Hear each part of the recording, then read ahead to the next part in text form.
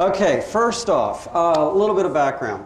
Many, many years ago, 1971, I was getting out of the Army. How many of you guys served in the Army, Air Force, Marines, any of the services? Okay.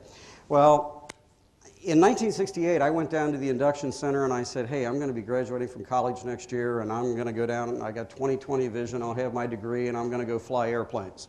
Well, in 1968, for those of you that remember back to those days, I go down to the induction center and they said, you had asthma as a kid, you got flat feet, get out of here, we don't want you, you're going to die next week. So, you know, I go ahead, finish up with school, start my business, have about 6 people working for me. And not even a year later, I want to say it was about 9 months, I get this little letter and it says, gee, you need to go back down to the induction center. And I'm thinking, well, I got this other letter that says unfit for service, but there was a very big difference. When I went down in 68 and tried words, he said to me, you're breathing, you're going. And I learned in those 4 words that you better make good on whatever life throws at you. Because if you want to wind up having, you know, a sour grapes attitude, or if you want to say, woe be me, guess what? That's what's going to happen. You're not going to wind up making anything of your life. My dad owned a gas station, didn't grow into any real money or anything, but just always gave me a really positive attitude in life and told me, hey, you got to go make it happen. If you're going to be the one to do it, you got to be the one to do it.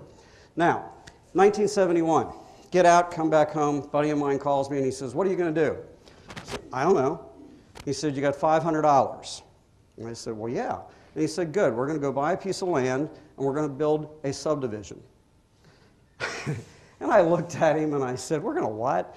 Well, I'm going to tell you, many years later, we built that subdivision, ran into all kinds of problems, and for those of you that remember 1973, interest rates went up to 20, 21%. It was not a good time to be selling houses. You were lucky if you could give them away, but we fought our way through it. We didn't file bankruptcy. A lot of builders did. We got into a program called Farmers Home Administration. We were far enough out of the local city, which was Cincinnati, Ohio, that we wound up putting that program together and we made it work. And man, I'll tell you, you talk about work, those 2 years, it took us 2 years to build out that subdivision. I would not want you to ever have to go through that experience, and I mean that. It was just absolute, it was a nightmare.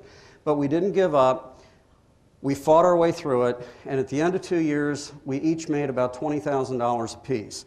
Now again, I don't know how many of you remember back to 1973, but 10 grand a year, back in the, I'll say mid-60s, late 60s, that really wasn't a bad amount of money to make a year, okay? It wasn't setting the world on fire, but it wasn't bad. So I guess what I'm saying to you, you wind up, you can get throwing curves in every walk of life, be it the military, be it home building, be it buying your first house, your first shopping center, whatever it's going to be. You have to learn from those endeavors.